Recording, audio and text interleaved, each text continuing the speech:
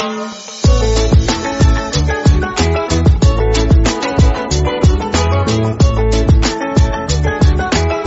The lord. ప్రభువైన యేసుక్రీస్తు వారు ఈరోజు మనకు అందించినటువంటి వాగ్దానం యెషయా గ్రంథం 6వ అధ్యాయం 3వ వచనం. సైన్యములకు అధిపతియగు యెహోవా పరిశుద్ధుడు, పరిశుద్ధుడు, పరిశుద్ధుడు. దేవుడు యెషయాను ప్రవక్తగా ఉండమని ఆదేశించడం. ఉజ్జియారాజు చనిపోయిన సంవత్సరం నా ప్రభువును నేను చూశాను. మహా ఎత్తైన సింహాసనం మీద ఆయన కూర్చుని ఉన్నాడు. ఆయన అంగీతో దేవాలయం నిండిపోయింది. శరాపులనే దేవదూతలు ఆయన పైగా నిలబడ్డారు. ఒక్కొక్క శరాపు దేవదూతకు 6 రెక్కలు ఉన్నాయి.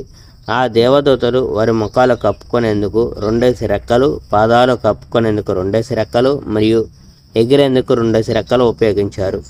దేవదూతలు ఒకరితో ఒకరు, ప్రభువైన యెహోవా పరిశుద్ధుడు, పరిశుద్ధుడు, పరిశుద్ధుడు, ఆయన మహిమ భూలోకమంతా నిండిపోయింది అని ఘనంగా స్తుతిస్తున్నారు. వారి స్వరాలు గడప కమ్ముల్ని కదిలించి వేశాయి. అంతలో దేవాలయం ధూమంతో నిండిపోవడం మొదలైంది. అయ్యో నాకు శ్రమ, నేను నాశనమయ్యాను, నేను అశుద్ధమైన పెదవులున్నవాడను, నేను అపరిశుద్ధమైన పెదవులున్న జనుల మధ్య నివసిస్తున్నాను. సైన్యములకు అధిపతి అయిన యెహోవాను నేను చూశాను. బలిపీఠం మీద అగ్ని ఉంది.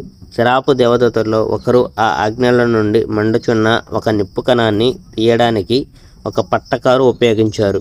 మండుతున్న ఆ నిప్పుకణం చేత పట్టుకొని ఆ దేవదూత నా దగ్గరకు ఎగిరి వచ్చాడు. ఆ శరాపు దేవదూత ఆ వేడి నిప్పు కణంతో నా నోటిని తాకాడు. అప్పుడు ఆ దూత, చూడు, ఈ వేడి నిప్పు కణం నీ పెదాలను తాకింది గనుక నీవు చేసిన తప్పులన్నీ నీలో నుండి పోయాయి. ఇప్పుడు నీ పాపాలు తుడిచివేయబడ్డాయి అని చెప్పాడు. అప్పుడు నా ప్రభు స్వరం నేను విన్నాను. నేను ఎవరిని పంపగలను? మా కోసం ఎవరు వెళ్తాడు అన్నాడు యెహోవా. కనుక నేను, ఇదిగో నేను ఉన్నాను, నన్ను పంపించు అన్నాడు. అప్పుడు యెహోవా చెప్పాడు, వెళ్ళి ప్రజలతో ఇది చెప్పు. మీరు దగ్గరగా వచ్చి వింటారు కానీ గ్రహించరు, దగ్గరగా వచ్చి చూస్తారు కానీ నేర్చుకోరు. ప్రజల్ని గందరగోళం చెయ్యి. ప్రజలు విని చూసే విషయాలు వారు గ్రహించకుండా ఉండేటట్టు చెయ్యి. నీవు ఇలా చేయకపోతే ప్రజలు వారి చెవులలో వినే విషయాలు నిజంగానే గ్రహించవచ్చు. ప్రజలు వారి మనసుల్లో నిజంగానే అర్థం చేసుకోవచ్చు. ఒకవేళ వారు అలా కనుక చేస్తే ఆ ప్రజలు మళ్ళీ నా దగ్గరకు తిరిగి వచ్చి స్వస్థత పొందుతారేమో.